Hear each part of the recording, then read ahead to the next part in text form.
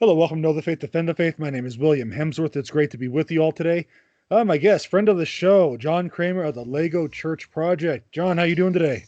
I'm not doing too bad. Thanks for having me again. Oh no, my pleasure, man. Absolute pleasure. How's your Lent been going? No, your Lent. It's everyone's Lent.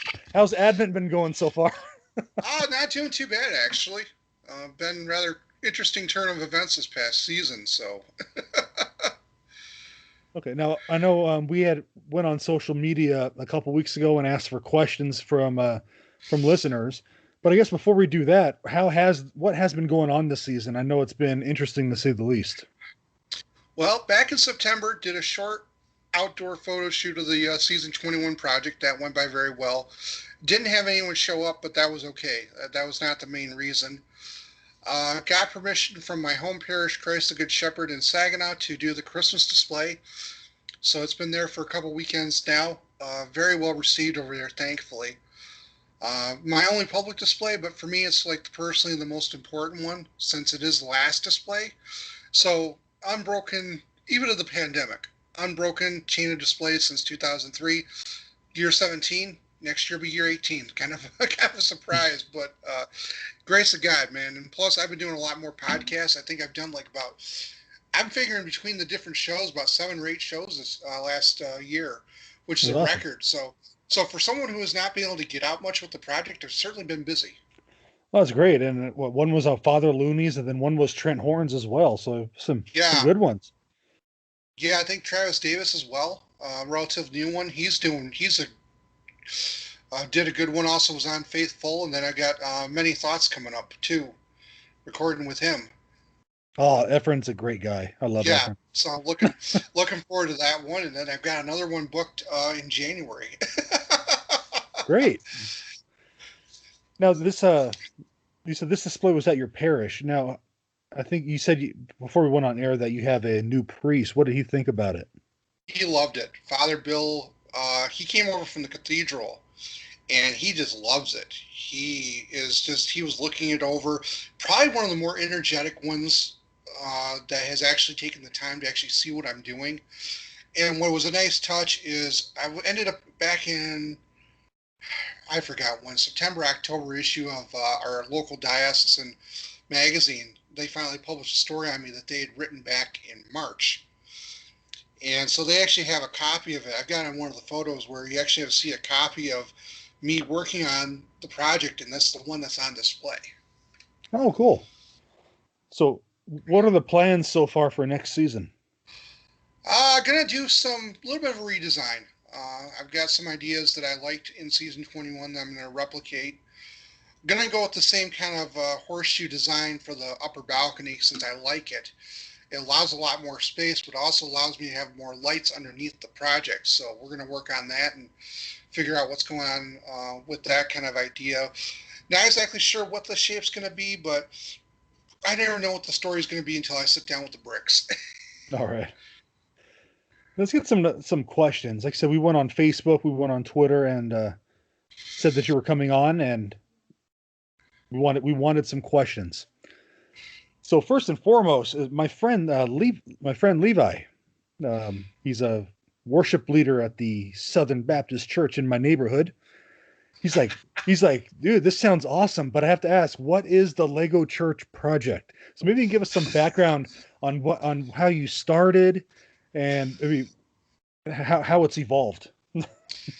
Well, the Lego Church project is two components. You have the fact that I take about a month and a half to 2 months to build a massive Catholic parish out of Lego bricks. Since season 5, with a fully detailed interior, complete with floors, pews, altar, you name it, it's inside it. But you've also got the second component, which is the prayer component. The fact that this is a prayer for me, praying for our parishes, praying to educate people about disability, showing that no matter what challenge you face, God can still use your talents, oftentimes in ways that we would not even expect or understand. I've got mild form of cerebral palsy, so that kind of limits the way I interact with the world. It kind of changes how I interact with those around me. And yet God is using my talents in such a creative way. An evangelization that is big, bold, but it sends a very quiet message. And for listeners who are listening, if you heard some screaming in the background, my kids are deciding that right now is a good time to fight over what to watch on Disney Plus. All right. Okay. uh, So my apologies. no worries, man. No worries. All right. So the next question comes from my wife's cousin Phyllis, who actually lives in Ann Arbor, and she wants to know how. Well, she has several questions because it's the first time seeing what the project was. But the first question she had is, how do you decide what churches that you're going to build? It's kind of funny. I never know where the story is going to take me until I actually sit down with the bricks. Once I get the basic layout together, I can go in with 1,001 ideas of what I want to build. I can have the best laid plans, but those will often go to the wayside once I sit down with the bricks. I'll figure out the layout and figure out what kind of story am I meant to share, what kind of one. It's not based on a specific church, it's my own design, my own interpretation of what the church should be, which is kind of fun when you look at it because each design is its own story in a way. I kind of compare it to the Final Fantasy games because each season, each year they come out with a new game is a different one. Same kind of ideas, but different exploration of how things get there. Okay. Next question is from Kristen, and Kristen lives in New Mexico. I found out, so that's pretty cool. So not Michigan, not Arizona. We got someone new here. So she asked, how do you transport these big churches when you're done? They are on a plywood workstation, which is the project is built on. It's screwed in place in a couple locations to keep it from moving off the board, and then two people can gently carry it to the location to the vehicle and then transport it to wherever it needs to go. It'll fit inside most mid-size SUVs or trucks. It's Any been transported in minivans, SUVs, you name it. It's probably been, taking a ride in one. any cataclysmic transportation stories from one of the seasons? Season 20, when they came back with it from Parish, which was just about not even a mile from my place, one of the bell towers was completely smashed. It took me about 20 minutes to fix it, but when I did, it was good as new. Wouldn't even known it had been damaged. Well, at least it was after the display then, and not going to the display. I've had minor issues where windows get popped out all the time, but that's just par for the course. And kind of, there are some parts of the build that are kind of designed with failure in mind because of the kids. So it's not a surprise to come on to check the project out and realize that something's missing. The fun stories are when the kids actually reach inside there with their hands and grab something. How many times has that happened? A couple times. Once in the same season where the kids I come out to check out the project and I see parts on the side there that the ushers have moved aside. And I think the one time I was at All Saints, I was trying to figure out where'd the parts come from. Where's these? I don't remember. Oh, it is in the baptismal font, which is in a spot where I can't reach my hand. I had to use tweezers. I had to use tweezers to try and get the pieces back in place. That's kind of why the baptismal font is relocated from the center of the back of the church all the way up to the front. So it's not an easy reach the kids. And then one year I had missing minifigures, which the kids had actually managed to reach all the way inside. I'm trying to get my hand, there we go, all the way inside and pulled them out. It's like I don't get upset at that. I laugh my butt off personally because it's like, wow, these kids are creative. The kids are being kids. Exactly. So it's like I don't get upset with that. All right. So next question again from Phyllis in Michigan. How many pieces does it normally take to build one of your projects? I'm gonna guesstimate 20 to 30,000, depending on the year and depending on what's going on in terms of the internal structure that people don't always see. I use a couple. I'd say I'd use at least 1,000 one-by-one translucent rounds on the floor alone. Okay. If that puts anything into perspective, and then Technically, in the Lego sets, the minifigures, all the individual pieces count as separate parts. So you figure you got 200 minifigures at about 3 or 4 pieces a piece. That adds up. So that should give our listeners a sense of how big these projects are. If 200 of those minifigures fit in there, I mean, this isn't some tiny little thing that you're doing. Well, I often joke that this is kitchen table sized. The workstation alone is 25 by 48, so the project fits on that frame for the most part, and usually doesn't go more than about 47 by 25, give or take. With the height to the tip of the bell tower about at least 23 to 25 inches. I prefer 23 because that's a decent size in terms of height, so it'll fit in most vehicles. I have gone as low as 21 inches high, which is fine. Little snub-nosed bell towers, but they work. It worked for the design for season 20, and it meant that I had less catastrophes with in most cases, with the bell towers hitting the roof of the car. All right, so next couple questions come from Irma. So Irma asks, I just had her questions and they disappeared off my computer here. Hold on 1 second. Okay.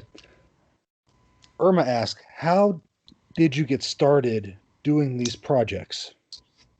Well, I started doing the churches when I was a kid. They were just rudimentary structures, nothing elaborate.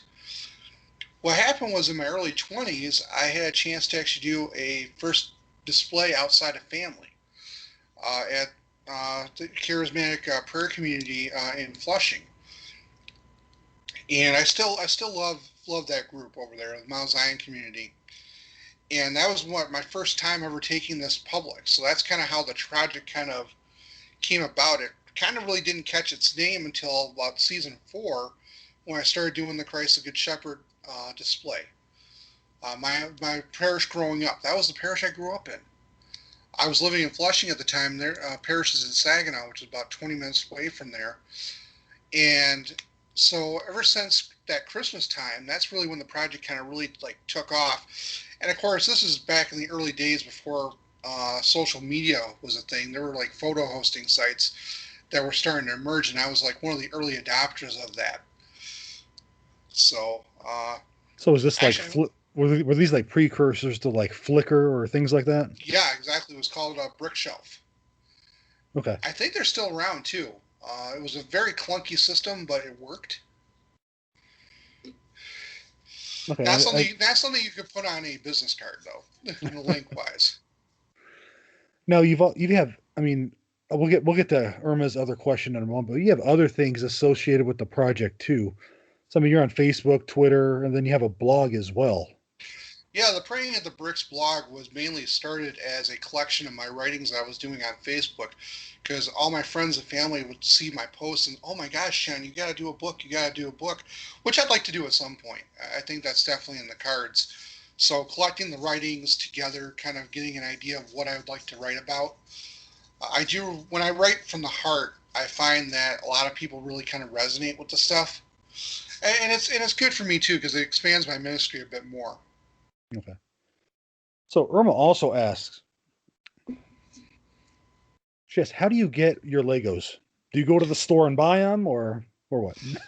95% of the time, I'm going up to a company called Bricklink, which originally was an independent operation, but within the last year or so, Lego actually bought them. Oh wow! But it's third-party resellers. These are people that have their own collections or are buying collections, and they sell it to make money. And as long as it's an authorized Lego product, Lego will allow you to do it. They've never interfered with Bricklink even before they took it over, but it's not something that they ever interfered with. But yeah, you can go up to hundreds of vendors, even in your own state, and shop for parts and buy parts in bulk, which is what I do quite frequently. If I get donations, 99.9% of the time, that's what it goes to cover, is to cover replacement parts. Now, do you get donations of Legos at all, or is it mostly monetary, then you go out and buy yourself? Mostly these days, it's mostly monetary. Occasionally, I will get bricks. When I first started doing this, started getting donations, it was mainly I wanted just the Legos. That was the main thing for me, and that's still a valid option. If someone does not feel comfortable contributing money, which I'm fine with, I've got like stuff listed up on an Amazon wish list for people who want to do that and go that route instead. I'm perfectly fine with it. I often joke around, well, not joke, but I'm pretty serious. The bigger thing with me isn't so much the donations, because even though they do help, and I'm very thankful for that, getting the word out, sharing my story, that's always more important to me personally. All right. So Irma's other question is, what set do you start with? So I guess what she's asking, is there a set that you do, or do you make the designs yourself? I make the designs myself. The project is my own, is all freehand. In the past, I used to use computer programs to come up with certain ideas, like for window design and stuff. But within the last several years, I've been doing this so long that I kind of have a feel for what I want to do in my mind. Sometimes I can break out a computer program if there's something specific that I'm trying to aim for, and just to get to see if I can get the look right. But other than that, I just usually freeform it, uh, usually just by eyeball and trial and error. All right. Sometimes an idea looks good on paper but does not look good in practice. All right. So the next question is from Philip. Philip is my 7-year-old son, Oh, and wow. who loves Legos. He and his older brother do. But he asks, how long does it take you to build, quote, these ginormous buildings? Oh, well, it kind of varies a little bit. I often say usually about a month to a month and a half. Personally, I usually allow about 2.5 months for the build time, and that's counting in breaks as well. Excuse me for a second. Particularly if I'm trying to build like around Easter time, I will usually take Holy Week off. Literally, we'll just not touch the project for a week, which is fine. Mhm. But by that point, it's like I can work on it from 2 to 3 hours a day, all the way up to 10 hours if I wanted to. It just kind of depends on what my mood is for the day and how well things are going. Sometimes the cramping in the hands from all the little Lego pieces, like you gotta take breaks. So, but the project comes together fairly quickly. Once the ideas are coming together, the building itself actually won't take very long once you know what you're doing. A lot of the extra time is in the planning. Okay. So what's I know we talked about it briefly, but what's next going forward? Where do you see things going, with the pandemic with your project? And I know it's kind of a tough thing to Well, predict, but couple options on the table for me. I think, given going forward, I'll be starting the season 22 build in February, more than likely. Unless we get an early snowstorm in January, then I might start early. I like sitting and watching the snowfall as I'm working on a project. But going forward, I think in springtime, if depending on where the churches are at, worst case scenario, we're not able to do public displays right now. I'll get some volunteers and we can set up outside in my pavilion. We did that as an experiment. The outdoor photos, that worked by beautifully for me. I think that there was enough room there. Uh, Doing the Christ the Good Shepherd display, I've been able to prove that I can still do a social distanced display, still interact with the fans, and prove that it can still be done, even with the current restrictions that our diocese has. And I'm very thankful that that's working out very well. I'm happy with the direction things are going, but you got to think a little bit outside the box. God has definitely blessed me with other avenues this year, so I have not felt left out per se, because I haven't been able to take the project publicly. I've been able to talk more about disability awareness, which is, as you know, one of my big things. sure. Uh, so going forward, I'd like to do more of what I'm currently doing, taking the ministry to the next level, so to speak. The project is part of what I do, but I'd like to hopefully see where else I can go with it. Okay. Now, with the social distancing displays, this one that you just did, again, each diocese has some different protocols. But specifically with yours, what have you had to do differently? Not much. In terms of the Christ the Good Shepherd display, I don't sit next to the project. I sit away from it. They set up a chair for me, but it's far enough away that people can look at the project, but they're not like on top of me, Okay. which I'm fine with. I can still be available to answer questions, point out things, but it gives more people a chance to actually see inside the project and see it up close, but without the worry of me being around, so to speak. So Okay. Well, great. Well, John, before I let you go for the rest of the day, any words of encouragement, words of wisdom for our listeners? Because I know you're very vocal online and you say quite a few inspiring words. So this, we'll let you have the floor for some of that wisdom that you got. I think the big thing going forward that I've learned in this pandemic is that we have to maintain the faith. We have to maintain that dedication to what we believe in and not compromise. If we're not able to attend Mass in person due to various shutdowns or whatnot, that still gives us an opportunity that we can still pray. We can still pray for those who are suffering greatly. This pandemic has taken its toll on us, but we're riding the storm and we're going to see the end of the storm sooner than we realize. Amen. Keep the faith, everyone. All right, John, where can our listeners learn more about you and send you a follow? You can look up for me on Twitter under KC8WZM. You can look me up on Facebook under the Lego Church Project banner. And then also, if you get a chance, check out Fighting the Void. That's a relatively new group that's coming together, trying to bring some light to the darkness, so to speak. All right.